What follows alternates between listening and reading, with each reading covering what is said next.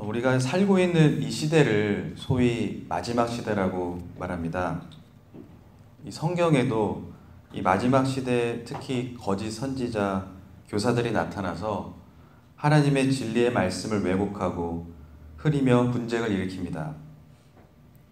그렇기 때문에 우리는 그리스도 안에서 진리와 거짓을 분별해야만 합니다.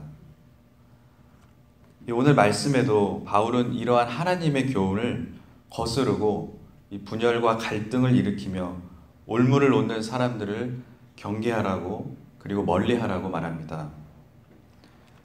개역 성경을 보시면 그들에게서 떠나라 라고 말합니다. 왜냐하면 이런 사람들은 그리스도를 섬기는 것이 아니라 자기를 섬기고 아첨하고 그리고 사람들을 속이기 때문입니다. 요즘에도 이런 거짓 교사들과 이 선지자들이 심지어 이 믿는 사람들조차 유혹하고 현혹해서 끌고 갑니다. 개인의 신앙을 파괴하는 것뿐만이 아니라 그 가정마저도 깨지는 일이 있습니다. 이러한 거짓 교사 선지자들은 그리스도를 섬기지 않습니다. 그리고 자기 이익만을 추구하고 이 교활한 말로 사람들을 유혹합니다. 그리고 공동체를 해칩니다. 그리고 갈등을 불러일으킵니다. 그래서 성도는 그리스도 안에서 이 진리와 거짓을 구별해야만 하는 것입니다. 이 바울이 전한 이 복음은 바로 그리스도를 주로 섬기는 것입니다. 그리고 희생과 양보로 사람들을 이롭게 하고 그리스도 안에서 바른 교훈을 전파하고 있습니다. 이것이 복음의 핵심입니다. 죄로 인해서 자기 중심성이 뚜렷한 한 인간의 마음이 이제는 그리스도를 믿음으로 아버지 하나님을 섬기고 그리고 이웃을 섬기는 것입니다. 양보와 희생으로 섬기고 그들을 이롭게 하는 것입니다. 이제는 선한 일에 슬기롭고 악한 일에는 순진해지는 것입니다. 이것이 복음입니다.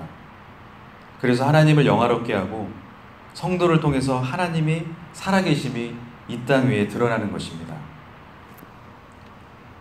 또한 바울은 이 복음을 전하는 사역자로 혼자서만 일을 하지 않았습니다. 바울이 다메섹에서 예수님을 만나고 특별한 사명과 복음의 메시지를 받았습니다. 그렇지만 그가 독불 장군처럼 혼자서 사역을 하지 않고 언제나 늘 동역자와 함께 사역을 했습니다.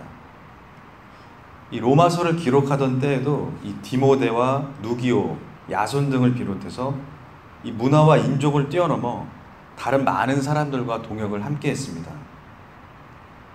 이제 바울은 이 로마서를 마치면서 자신의 복음 사역의 행적과 이 열매를 돌아보면서 지혜로우신 하나님께 영광을 돌리고 있습니다. 이방인이 복음을 믿고 순종하게 된 것은 바울 자신의 지식과 지혜가 아닙니다. 그것은 오직 하나님의 주권, 성령의 은혜, 이것으로 이루어진 바울은 확실히 알고 있었습니다. 하나님의 사역자는 복음의 통로일 뿐입니다.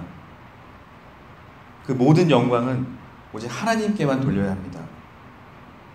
우리도 우리의 삶을 돌아보면 바울처럼 모든 것이 하나님의 주권이고 성령의 은혜인 것입니다.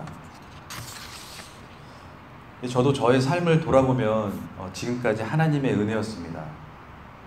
처음에 막연하게 옛날에 부자가 되고 또 큰 집을 사고 큰 차를 사서 남들보다 빨리 돈으로 성공하고 싶은 마음이 있었는데 하나님을 만나고 저의 삶이 완전히 바뀌었습니다.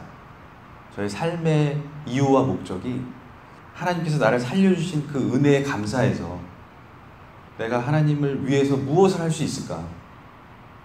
하나님을 위해서라면 내가 어떤 일이든 할 수 있겠다라는 그런 뜨거운 복음의 열정을 처음에 가지고 있었습니다. 참 많은 힘든 일도 있었고 그런 인생의 영적으로 가장 밑바닥에 떨어졌을 때 정말 하나님 한 분만 바라볼 수밖에 없었습니다.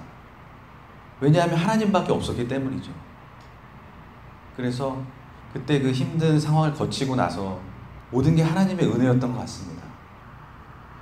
이제는 마지막 때 이 주 예수 그리스도 안에서 진리와 거짓을 분별하고 이 선한 일에 이 지혜로운 삶을 살아가야 되겠습니다. 하나님의 말씀이 우리 안에 점점 더 커지고 또 이 마지막 시대에 주변 이웃을 돌아보며 그 이웃에게 이로운 삶을 사는 그런 모든 성도 여러분 되시기를 바랍니다. 기도하겠습니다.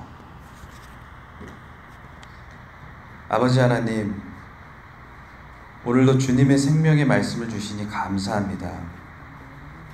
그리스도의 사랑으로 이 마지막 때를 준비하는 성도들 되게 하여 주시옵소서. 예수님의 이름으로 기도합니다.